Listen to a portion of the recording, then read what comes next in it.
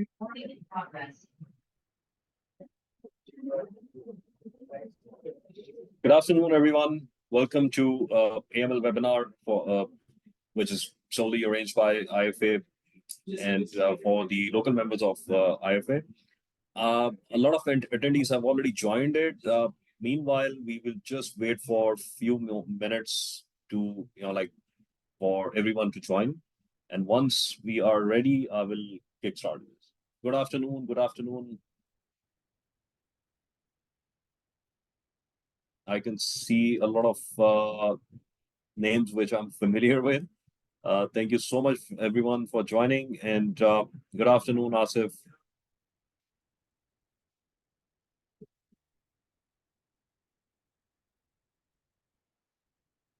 Let's just wait for like 1 minute and we will then start.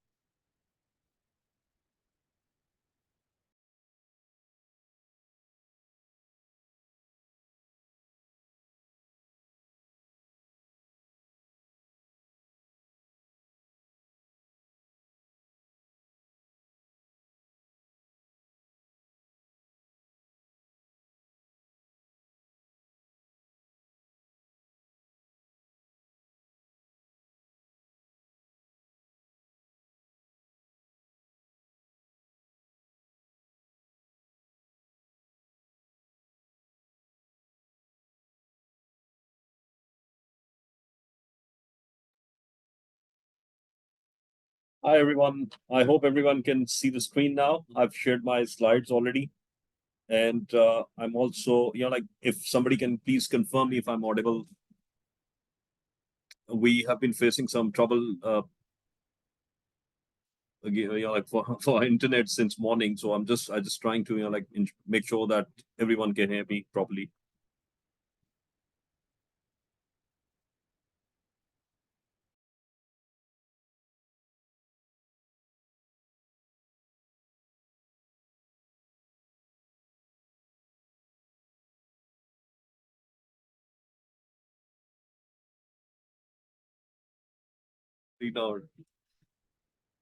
All right, so let's just start. I think we have a lot of people have already joined. Thank you so much, everyone, once again for joining. And my name is Saqib Iqbal. I'm the regional director and representative for IFA in UAE, Kuwait, and Oman. I am a partner in a local accounting and auditing firm, and I've been in the market for a very long period. My team has actually defined, because we have a particular department to help our clients with AML. So they have a lot of information which they have comprised in. I told them to be, very specific because we only have like 1 hour to finish this topic. I know that it's really sort of difficult to complete such topics in, such a very short period. I would like to just sort of announce few things. It's given that since everyone is here, a lot of people have already joined and you guys are connected with other IFA members already. IFA has recently collaborated with few local education providers, and there are very exciting things to be announced very soon. IFA's IFRS diploma, which is going to be starting very soon. I'll definitely keep you guys posted. My team will definitely announce that within our WhatsApp groups and through email also. Then we have a corporate tax training program, a short training program to be started very soon. The first batch is going to be announced for somewhere between, second week of Feb or third week of February. It is going to be a 2 days training program for those who really wants to understand the basics and they want to excel their career in accounting and taxation part, especially within the UAE. So that is another important aspect. Further, we are going to have a physical networking event within February. For that, we are just finalizing the venue. Once it is finalized, we are going to announce that event very soon, hopefully before the end of this month. Other than that, there are a lot of other things happening around. IFA has mapped the courses of Skyline University. IFA has mapped the courses of Batspy University. We have collaborated with Middlesex University in Dubai, and a lot of new things are happening. So just please make sure that you guys can sort of be connected with us, and we also try our best to share all the updates with you guys. Anyways, thank you so much, guys, for joining. I'm not sure if you guys are currently working for any sort of organization which is directly kind of affected by AML or any anti-money laundering law in UAE, which we call Go AML technically.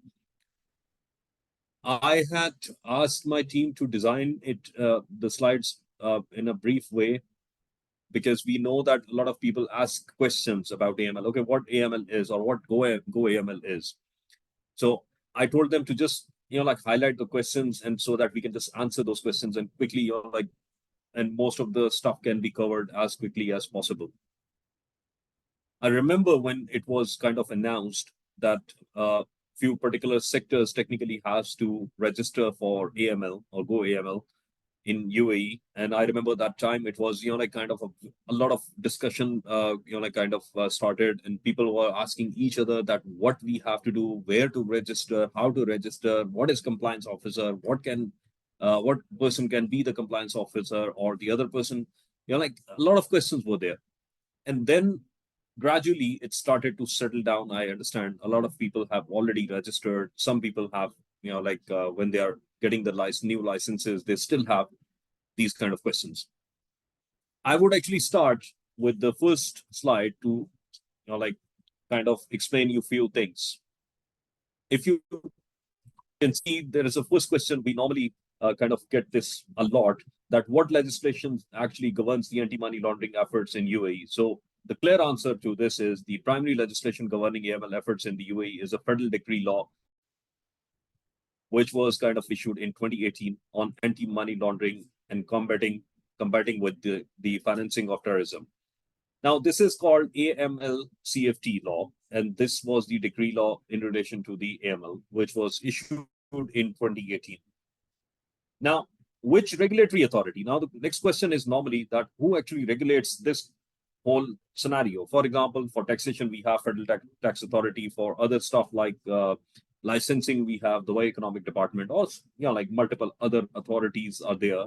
But what authority actually regulates this legislation, and who actually monitors and supervises this?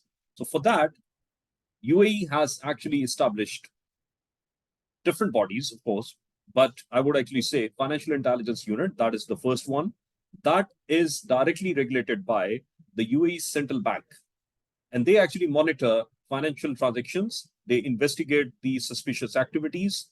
They also try to ensure that compliance have been done by the clients, by the companies residing within the UAE, or non-resident companies also, when they are transacting with the resident companies in UAE. So generally, that means for any suspicious activity that which comes into their knowledge, they try to highlight that, they try to investigate it. And you must have seen a lot of people getting questions from different banks while they are doing some transactions or transacting with other companies, like giving or sharing the documents with the bank, asking questions. Bank is coming back to you with like tens of different questions. And that is why, because the UAE government has strictly, regulated this whole department through the Financial Intelligence Unit. When this thing actually started, I'll definitely, I have my colleague with me. He's very expert in registrations of AML. He's sitting next to me. You can't actually see him, but I would, during the webinar, I would bring him in and the registration criteria, where you have to register, how you have to register, and a few other things also. But meanwhile, I'll just jump to the next question, which people actually ask, that who has to register for AML? If you are doing business in UAE, if you have the commercial activity you are doing in UAE, or maybe you are working for some organization where they ask that, okay, being an accountant or being maybe a finance manager, being a chartered accountant, being a financial accountant. So you have to comply with a lot of certain requirements. So in that case, which companies or which businesses should actually register for AML, and they have to register it, like with this thing immediately when they are getting their licenses within the UAE. It's sort of requirement. So the clear answer to this thing is all sort of financial institutions. I would say all sort of financial institutions, which might include the conventional bank, non-conventional banks, or the investment banks, or any other financial institution which is technically registered within the UAE, they have to immediately register for this thing. Now, the second important thing, which kind of been added to the list, which is virtual asset service providers. Now, there have been a lot of debate happening around this particular sector. Dubai has become or trying to become the leader in virtual assets. And what you have seen is a lot of like companies coming in, investing into this particular sector. They are trying to establish whether it is maybe they are token providers, they are like the companies which are into the mining of the virtual assets. They might be into like providing the blockchains for different companies. They might be into the strategic development or so many different things, or maybe the virtual asset exchanges. So all sort of companies which are associated or which are related to the virtual asset service providers, so they have to register for AML. Now we have a very, like a generic, or I would say, there is another important aspect, which is called the designated non-financial businesses and professions. Now, I would actually explain you that, okay, what kind of companies could be there. We have a whole lot of list of these kind of, like companies here within the slides. And I would try to, like quickly explain you that this person has to register or this company has to register. I'll take you through definitely. Now, the next question arises around this, that okay, if all financial institutions have to register, if all the virtual assets service providers have to register, if all designated non-financial businesses and professions have to register, then who comes under the scope of the financial institutions? The first point. Now, I would actually say it is a very unique area which is directly, of course, affected by this kind of regulation. And they have to ensure that, because they are directly, like handling the cash, they're directly receiving money on behalf of the clients, they are directly making the payments on behalf of the clients. So they have to ensure that the AML regulations have clearly and effectively being implemented within their organizations.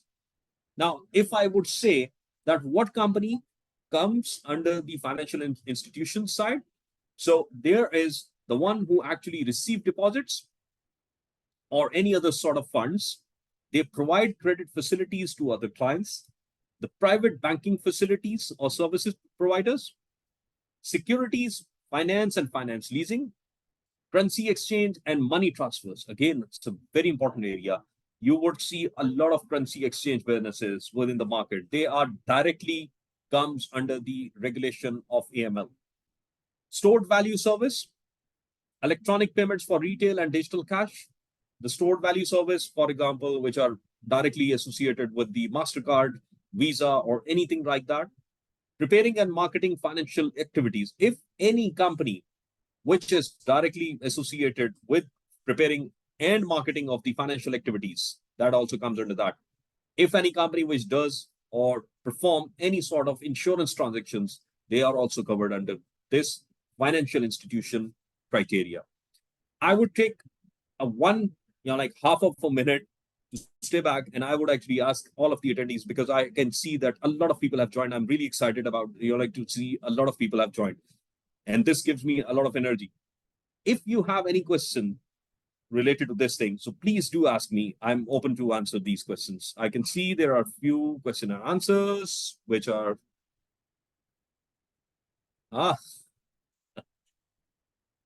okay. I'm just waiting for you guys. If you guys have any question, please ask me.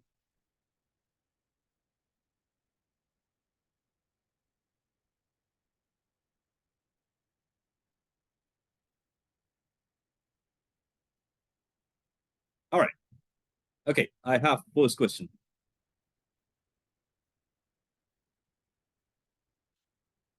Okay, Mr. Qasim has actually asked what I need to do legally if we are directly financing NGOs in the home country, financing to the home country from the UAE to Pakistan like that. Qasim, I think what I can understand is you're trying to say that which is directly related to some charity or maybe something like that. If that is the case, then I would actually say that it is really important to understand that the charity activities are completely different. But of course, when it comes to transferring such funds, there might be some particular regulations, of course. But today, we are only focused on the sectors which have to directly register for AML and they have to comply. Now, I have received another important question: why audit and accounting companies are included? Absolutely, a very good question. Actually, I would actually take, I'll move to the next slide where we have to cover these things, and I would actually say that I would try to answer this question actually in the next slide.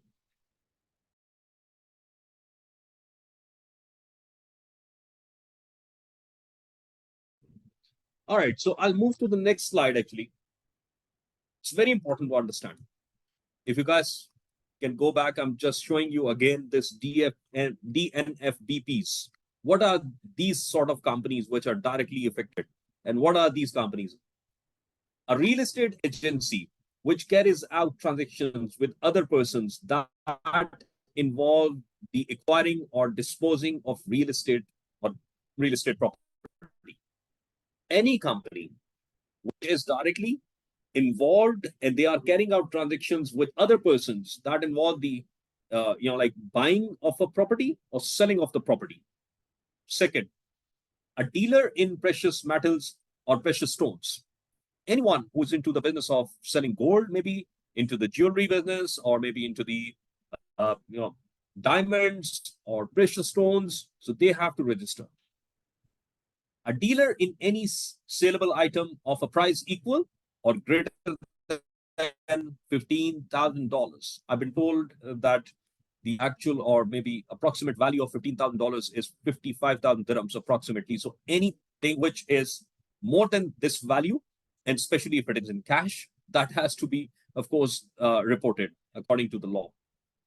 Now, this comes to the question which Mr. Imran actually asked, that an accounting firm, audit firm, insolvency firm, or taxation consulting firm, why these companies have to register? It's a very important question, of course. Well, it's there's no straight answer to this kind of question, I would say. But if I just go back and I see, as per my experience, I work with a lot of people around the world, especially people from United Kingdom, people from other countries, and can actually see that a lot of things have been put on as a regulation on accountants. And why it is being done, if you go to the United Kingdom, you can see that AML is directly, affect, kind of uh, what I would say, supervised for the accountants, because most of the accounting members or the firms who are actually doing the accounting for different clients, they actually have the direct record of those clients. They have the access to their books of accounts. They have the access of to their bank accounts statements. I would not say bank accounts, maybe the books. I would say the bank statements, and they can easily highlight if there is anything which is suspicious when it comes to the accounting and auditing of those kind of clients. So if that comes to their knowledge, so they are on the front line, they are on the first line, who is the one who is managing those books, and they can easily whistleblow. So the responsibility of this profession lies on people like us or you guys who are responsible for handling the books of accounts or auditing of any client. And they are the ones who actually receive the first hand information, which can be quickly disclosed to the authorities if they see any suspicion activity within the accounting. So this is the reason that even in the UAE, they are told to register and they have been advised to file the returns whenever they've been asked when it comes to the questionnaires which come on regular basis to these firms, and they've been advised to highlight any suspicious activity. I think I've tried to answer this question.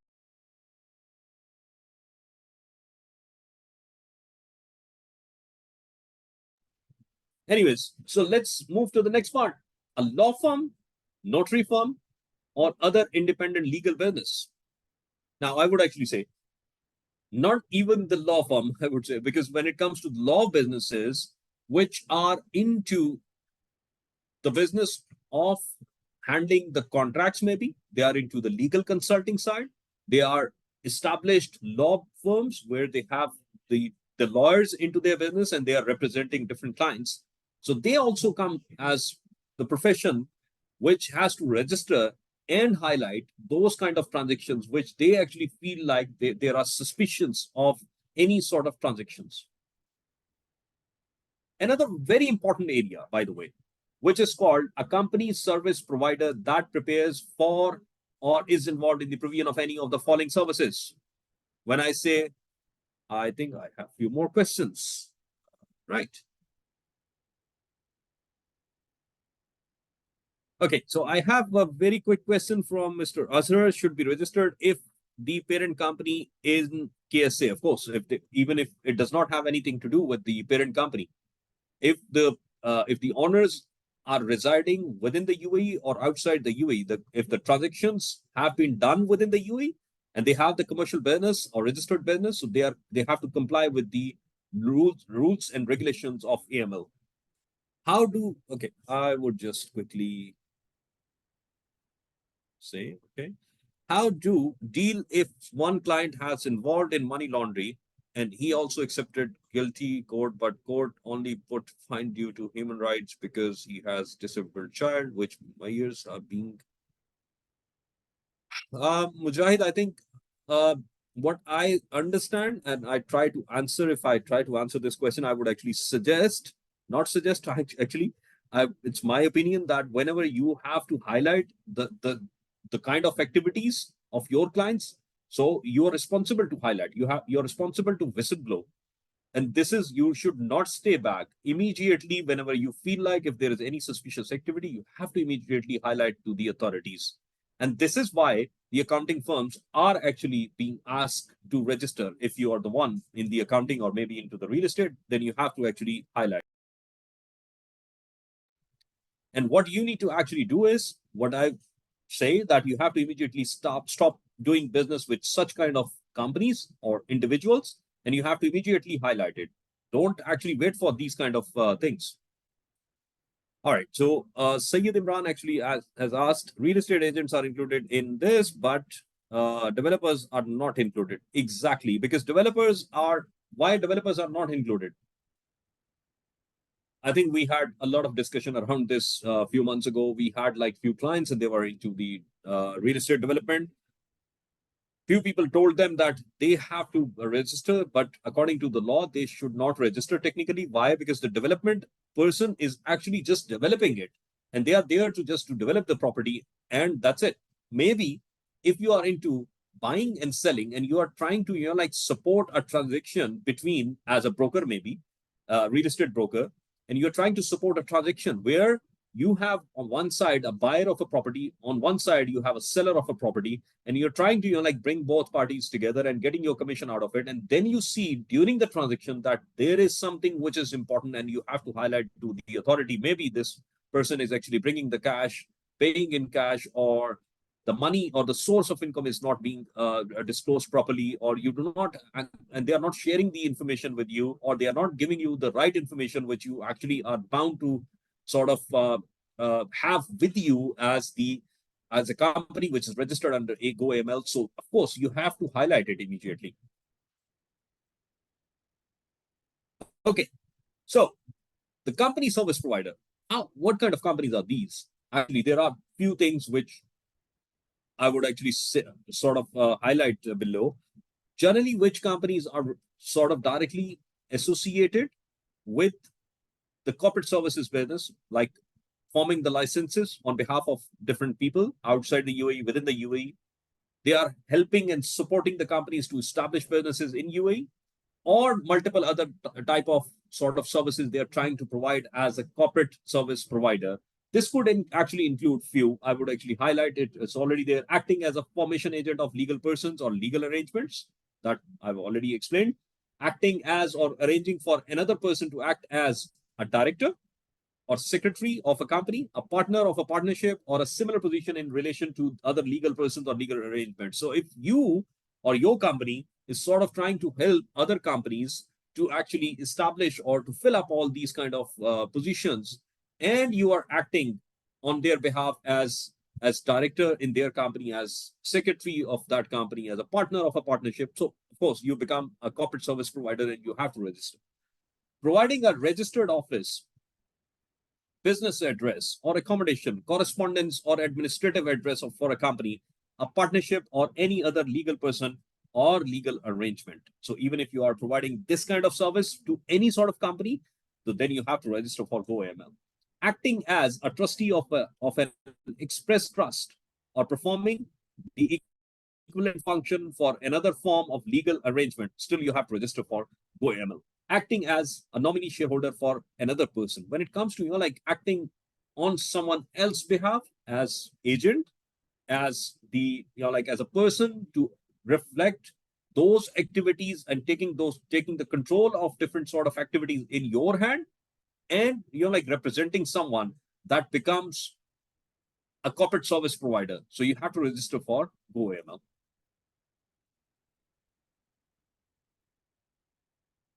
All right. So why does real estate sector have to comply with the regulations? Of course. Now, need for compliance. It is really important that real estate sector has to actually register and they have to comply. It's the need of the hour. They have to comply. Now, the misuse of the criminals due to the lower degree of transparency and relative stability and profitability. You can understand that how the real estate sector can act as the safe haven for these kind of people who actually kind of park their money into these kind of sectors. So the misuse by the criminals could be there, and the lower transparency, that actually makes it really, really important sector to register and comply with the AML regulations and rules. Second, the most important part is the large cash transactions, subjective pricing. When I say subjective pricing, you can actually increase or decrease the pricing according to, like if buyer and seller are kind of just managing the transactions in a way that reduce the price, which is even less than the market price, or maybe increase the price compared to the market price, because it is the transaction between two parties. So that actually becomes a very subjective matter. In that case, it actually gives that kind of, like it highlights immediately. So it's important that real estate sector has to register and they have to comply. Investment benefits, of course, limited regulatory oversight, etc., attract the criminals. The second important question is, why dealers in precious metals and stones? Of course, almost the same thing, of course, because these sectors, these two particular sectors are generally developed in a way that they can attract these kind of people very quickly. So of course, due to the high value transactions, even if you have, you can see the diamonds, the value of the diamonds, the value of the precious stones, value of the precious metals, that can be, like if one, it is really high. Second, the anonymity and the privacy. So who owns the diamonds? Who knows that? In real estate, of course, you can know that, okay, who owns the property, who has transferred the property or ownership from one person to another. But in the diamonds, in the jewelry, in this kind of, stuff, it is really, really, like high factor of anonymity and privacy. The global nature of this industry actually makes it difficult, and it makes this particular industry subject to the AML regulations. Complex supply chains, etc., which, of course, makes it prone to the money laundering activities. You guys have any question, feel free to ask me during the, I would just keep going. If you guys have any question, please feel free to just ask. All right. Another important subject, the same question which I had received last time, that why the auditors and accountants, why they have to register, why, like I'm not saying the individual accountants, I'm not saying the individual auditors, I'm saying the firms which are acting as audit firms or the accounting firms, they have to register.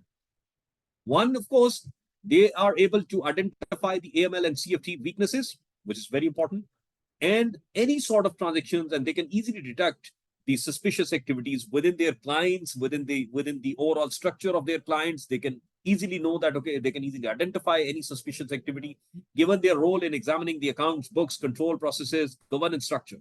So it is very important for the accountants and auditors that they start understanding these rules and regulations within the country. It's new, I know that, but not that new that you cannot know. So it's important that you start reading about it, you start understanding about it, because whenever you are actually trying to, like understand these kind of situations and you fall into this kind of situation in the future, so you need to know that what you have to do. This next one is why corporate and trust service providers, of course, because they are engaged in establishing the legal entities. They know if somebody is actually trying to conceive their like appearance. They know that like somebody is trying to structure their organization in a way that they're trying to hide their identity. They know that if there is someone who's trying to make it happen to creating a structure which can conceive their activities. So in that case, they would easily be the ones who can highlight this kind of activity and suspicious activity, of course. So because they are required to register legal arrangements, they have to, for assessing the financial systems and also to facilitate misuse of corporate vehicles, of course, for money laundering or any financial transactions. Great. So the next one is why lawyers and notaries and other legal professions. Of course, it's another very important question, that why these people have to register. They're just the lawyers. That's why? No, because they are engaged in creating or creation of the whole legal arrangements for their different clients. They might be involved into the buying, selling, mergers, acquisitions, so many different types of sort of activities, and they're creating the contracts. They're creating a lot of stuff for their clients. So it actually makes them really important person or a profession in this kind of sector where they have to comply with the AML regulations. Just give me 1 second. I have to change the slides here.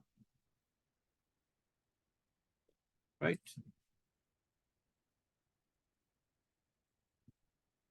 Guys, if you have any question, please ask me.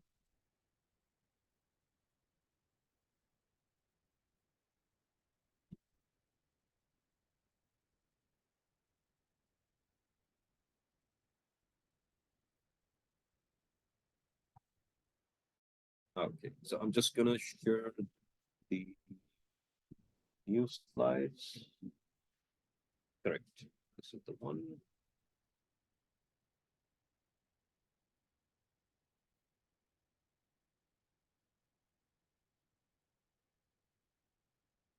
Okay. Great. Okay. So the next important aspect. What are the authorities which are directly can, like ask for these kind of questions, which can directly sort of regulate the anti-money laundering rules or regulations related requirement. So for example, in UAE mainland, of course, the other financial institutions could be supervisory authority can be your Ministry of Economy. Regulatory authority could be Financial Intelligence Unit, of course. For VASP, which is again virtual asset service providers, it could be Securities and Commodities Authority. Then again, Financial Intelligence Unit. In the financial institutions, again, Ministry of Economy and Financial Intelligence Unit. Again, for supervisory bodies, except for, I'm just specifically mentioning this, DIFC, because in DIFC and ADGM, these particular zones have their own regulatory requirements, and they might have some additional requirements which might not be there in the regular reporting. So they might ask for additional documents. They might ask for additional requirements. So in that case, you have to comply with those, of course, if you have your entity established in DIFC or ADGM. Now, the lawyers and legal consultants, Ministry of Justice, and again, Financial Intelligence Unit, in particularly DIFC again and ADGM, of course, combined with the Financial Intelligence Unit and their regulatory authorities. Now, this is, I have taken it from internet. If you guys can quickly see that what is there in this particular, like chart, what do you have to do when it comes to, okay, I have a question. If a person work as real estate agent, what is his responsibility? Very important question, I think. Look, just working within the organization does not make you subject to the disclosure. What you have to do is, if something comes to your knowledge and you feel it is your responsibility to comply and it is your responsibility to whistleblow, so every such firms or companies must have to appoint a compliance officer within their organization, and that compliance officer can be the one or can be the point of contact for you. So in that case, what you should do is, or immediately what you need to do is, you should inform the compliance officer in your organization so that he or she can quickly make a decision and they can act quickly and they can whistleblow. All right. So the same way, if you guys look at the slide, what you have to do is, number one, you have to register for Go AML. Second, you have to appoint the compliance officer. Third, the AML enterprise-wide risk assessment and its update. Now, when it comes to the risk assessment of an organization, that is very important. It is the activity you have to perform. Every organization have to perform every, on regular basis, after every regular interval, they have to perform such activity. So in that case, what you need to do is basically, you have to understand what kind of risk could be there. You have to identify those risks. For those risks, you have to actually comply and you have to arrange such things or steps where you can easily identify such type of transactions which could be subject to the AML regulations. So in that case, you need to have that kind of capacity. You need to have those kind of control structures being established within the organization. You might actually have to go back and start establishing the compliance related compliance document you might need to actually have within the organization so that everyone should know what they have to do in case of any sort of legal requirement actually, or if there is anything subject to this kind of particular law or rule or regulation. So in that case, you need to actually start writing those structures. Maybe control structures should be there, compliance document should be there, risk profiling has to be there. So you might have to actually start disclosing and trying to establish the KYC document for your clients. There you might actually do the risk profiling of your clients. In that case, if there is a client which actually you feel that it's a high risk client, you should just leave it. If you're not leaving it, then you have to actually, you might have to disclose it. You might have to inform the authorities about that client. But for that, every sector has to, or every company within that particular sector which is subject to Go AML requirements, they have to start defining the KYC requirements, the documentation, and everything. Now, again, the same way, on the fifth step, you have to define the KYC. It's sort of a repeat process. If you can actually see, it's a very good diagram which I've seen actually on internet. That what you have to do, what you have, how you can act and perform. So after the KYC, what you have to do is you have to start screening of your clients. In that case, screen client names against the UNSC. It's basically the sanctioned list, which actually can give you the list. You can find it online. And in that case, you have to comply. You have to make sure that whenever you are onboarding a new client, that client, you have to screen from the sanctioned list, which can be, of course, accessed online. And if you're registered, so the authorities sort of keep you posted on any additions of those companies or additions to that list. So in that case, if that is there, then you have to immediately act. Now, the next part is full match. If there is a full match, what you need to do is existing customer, freeze the funds immediately. You have to freeze the funds, block all transactions with that client, reject the client immediately if you are in the process of onboarding that new client, classify as a high risk potential customer. If that is a very potential customer and it's a complete match with that list, then you have to immediately reject the client, classify as high risk. Now, in that case, what do you need to do is, if that is a partial match, then you have to classify the customer as high risk and suspend all sort of transactions, even if it is a partial match. If it is not a match, then you have to take him to the next level, which is called the risk profiling. In that case, you have to actually kind of define it, profile it in the proper way within the sector, according to their products, services, geographical nature, type of the transactions which they could have. So everything has to be properly defined. Now, if you found a client which is the right match according to the list, then you have to do what? You have to immediately submit a form which is called the STR and SAR. That is the whistleblowing. That is the requirement of whistleblowing. So there are multiple stuff. I think what I will do is basically, I will ask my colleague to come. He can actually come to this side. Just 1 second, and I will take you through the registration profiling, that how you can actually register a client on or your company. Just 1 second, please.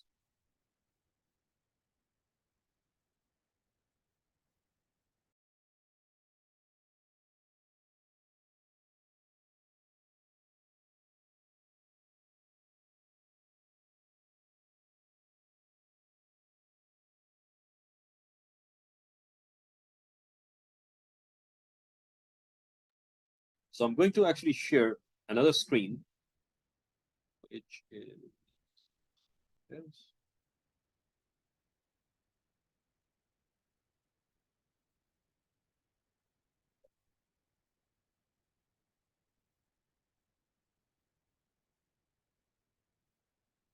all right. There it is.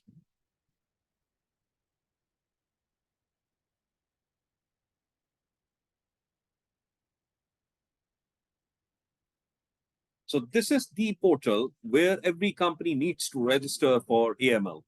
My colleague, I have Farooq with me. He's the expert in that thing, and he will quickly explain you what you need to actually do or what not to do. Hello everyone, Farooq here. I will take to you this website so you can learn how to register your company in Financial Intelligence Unit portal, which is called GoML. Okay, there are multiple steps. First step that you need to register for access. First you will get access, then you can get registration of GoML. So there is an option system. You will see SACM. Okay, then you have to click on that. A new page will be open. Okay, there are two options, registration or supervisory body, because you will deal in businesses, not on supervisory body. You have maybe you have business in real estate or legislation firm, legal firm, so you will go for registration. Okay, this one pager form will be opened with you. Okay, they will ask basic information, not much difficult information, that what is the company name, what is the trade license number, what is the activity. Okay, and who will be the user. When I say user mean the compliance officer. You have to mention all details. So as you guys can see, the supervisory body or the like which supervisory body of your company is. In that case, if that is central bank, in case of the financial institution, in case of any other Ministry of Economy, Federal Customs and Authorities would be the one. So you have to select your authority. You have to enter all the details which are related to the registration of the user. You have to include your contact details and everything. All right. Then one more thing. You have to add your company documents as well here. You will see there is an attachment option. You will upload your trade license, owner documents, user documents, and plus lease agreement. Everything should be attached in one PDF file, and you have to attach it and you will submit it. And it has to be one PDF document. When we say one PDF document, that means all of your license, MOA, and any other regulatory document that has to be completely combined within one single file, and that single file has to be attached within this section. And there should be one more authority letter, which will mention that this person will be compliance officer from on the company behalf. That will be on company letterhead. So you have to prepare a compliance officer appointment letter on your company's behalf, where you will actually mention the name of that person, and you have to mention all the details of that person, maybe passport number, MCID number, and all the details, establishing that this person we have particularly appointed for as a compliance officer within this organization. Okay, once you will submit, you will receive an email to verify your email address. You will click on that, then they will send you another email that your account is under review, and they will take maybe 2 to 3 working days to consider your application, to review your documents. Then the next step will be sending an OTP on your email, registered email, which you will mention here, and on your mobile phone, on mobile number. They will send a text message. Okay, you have to, and there will be one link in that email for OTP. You have to click on that email link, then you will enter that OTP, email OTP, and mobile OTP at once in that on that link. Then you have to submit. After 2 minutes or 5 minutes, you will receive another email. Okay, in that email, they will share you your user details with you, and there will be one secret key. We call it secret key because the interesting part will start from here.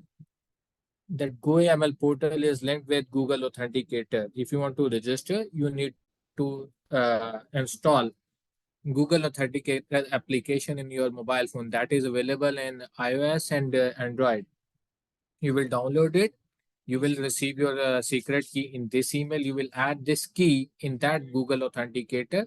Then your GoML portal will be linked with Google Authenticator. So next time, once you will submit this Google Authenticator thing, the next step will start. Can we go on back page? This one. This one? Yeah, this one. Okay.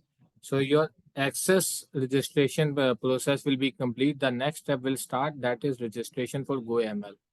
Once you will click here, as I said that you will receive your user details in email.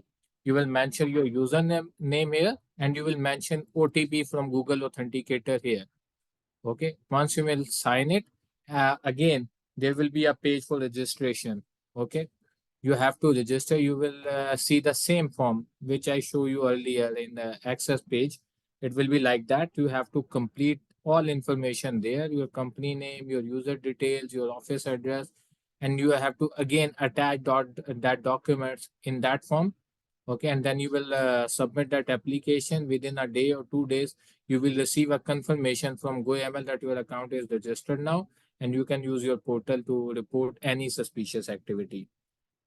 So whole this process will take 5 to 6 working days. All right. Thank you so much, Farooq. I think he has comprehensively explained the whole registration process. If you guys still have any question, he's sitting next to me and he can answer that.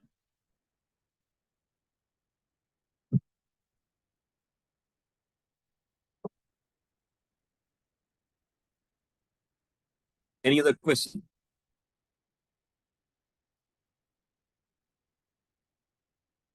Okay, I believe it's properly explained. So, guys, I think that was the brief session about the AML.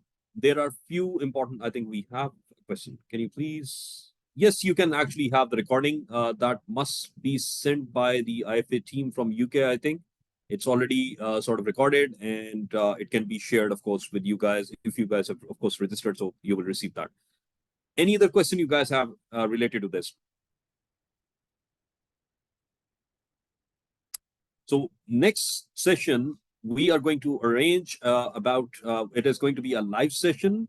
I would have my colleague on first week of February, where we are discussing about the impact of corporate tax in UAE on e-commerce sector. So if you guys or any of you who wants to understand the direct impact of corporate tax on the e-commerce sector, so please register for that. It's a LinkedIn live session we're gonna have. And very exciting thing, we are defining a lot of things there, defining different scenarios to explain the people that how it can actually affect. So do actually register for that, please. And if you guys feel like if you guys do not have any information around that, please feel free to drop me a message or connect with my team, and I'll be happy to answer. Okay. You guys have any question, then please let me know. Otherwise, I'll just close the session.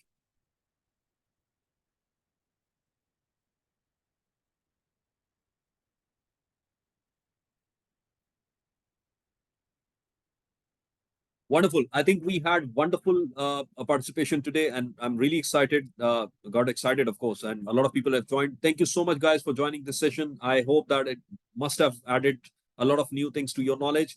Let me know if you have any question. Please feel free to connect with me. You guys, most of you guys must have my contact details, or you can find it on the IFA's website. Let me know if you guys want to discuss anything, any scenario you want to discuss. Please feel free to discuss with me. Thank you so much. Take care. Have a nice day.